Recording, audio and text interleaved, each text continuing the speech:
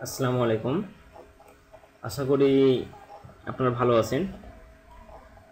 তো আজকে আমার টিউটোরিয়ালটি থাকছে যে সমস্ত কম্পিউটার স্লো হয়ে গেছে।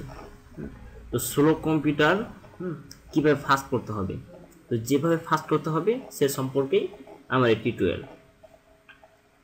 তো চলেন কাজে যাওয়া যাক। তো এখানে ঠিক দুইটা স্টেপের কাজ, অর্থাৎ দুইটা কাজ আছে, এখানে দুইটা স্টেপের কাজ আছে। ফার্স্টলি হচ্ছে আমার স্টার বাটনে গিয়ে সার্চ বক্সে ট্যাম্প লিখে ওখানে সার্চ করতে হবে, অর্থাৎ শুধু ট্যাম্প কমেন্ট করতে হবে যে ট্যাম্প যে উইন্ডোগুলো ওপেন হবে এগুলো আমাকে রিসাইকেল করতে হবে।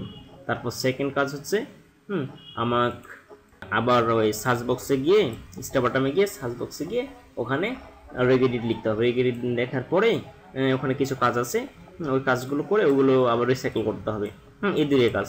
তো ঠিক আছে, তো চলেন কাজে যাওয়া যাক। তো প্রথমে আমরা এই প্রথমে ট্যাম্প লিখবো। তো আমরা এখানে স্টার বাটনে ক্লিক করব। ক্লিক করার পর এখানে জাস্ট একটা ছোট্ট কমেন্ট করব,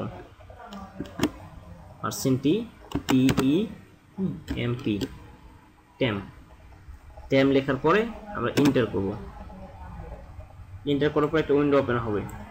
তো উইন্ডোটা এখানে ক্লিক করব, ডবল ক্লিক করব।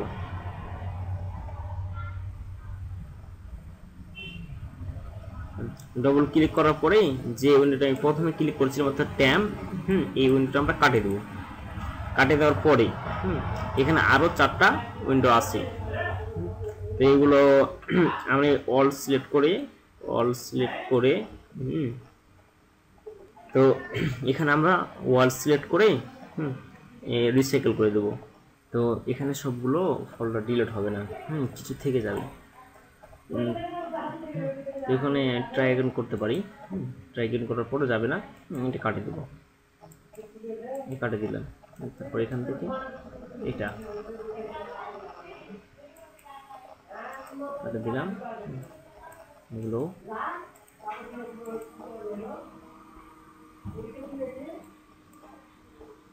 সবগুলো যাবে না, এগুলো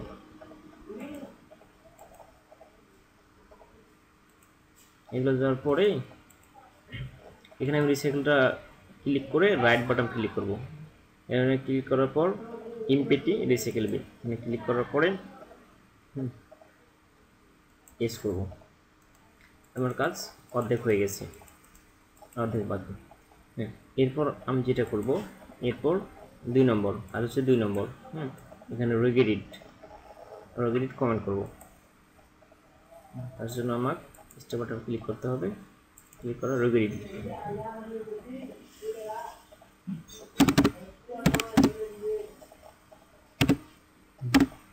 রেগেডিট। এরপর আমার ইন্টার করতে হবে। ইন্টার করার পর একটা উইন্ডো ওপেন হবে। এখানে আমাকে ইয়েস করতে হবে। আমরা ইয়েস করলাম। তো এখানে আমরা প্রথমে ক্লিক করব HK লোকাল মেশিন, এখানে ক্লিক করব। দেন software,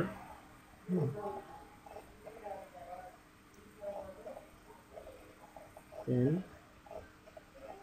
Microsoft.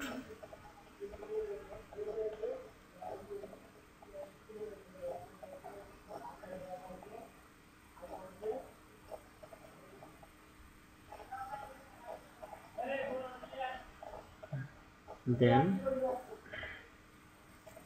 software, then current version,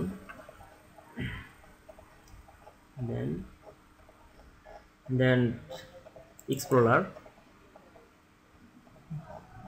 then remote computer for namespace। নেমস্পেসে ক্লিক করার পর এখানে দুইটা ফোল্ডার আসবে। তো আমি কিছুক্ষণ আগে এটা ডিলিট করে দিয়েছি, তাই আপনাদের দেখাতে পারলাম না। তো এখানে নিচের যে ফোল্ডারটা থাকবে সেটা আমরা রিসাইকেল করে দেবো। তো সেটাকে আমরা ডিলিট করে দেবো। তো ঠিক এরকম এখানে ক্লিক করে ফোল্ডারের উপরে ক্লিক করে রাইট বাটন ক্লিক করে রাইট বাটন ক্লিক করার পরে ডিলিট ক্লিক করলেই এটা ডিলিট হয়ে যাবে। এরপর আমরা এটা কেটে দেবো। কেটে দেওয়ার পর একবার রিফ্রেশ দেবো। রিফ্রেশ দেওয়ার পরে আমি আমার পিসিটাকে রিস্টোর দেবো। রিস্টোর দিলেই আমার কাজ শেষ। তো আমার টিউটোরিয়াল এই পর্যন্ত ছিল। তো পরবর্তী আপনাদের জন্য ভালো টিউটোরিয়াল নিয়ে হাজির হব। তাই চ্যানেলের সাথে অ্যাক্টিভ থাকুন, আর অ্যাক্টিভ থাকতে সাবস্ক্রাইব করুন। আল্লাহ হাফিজ।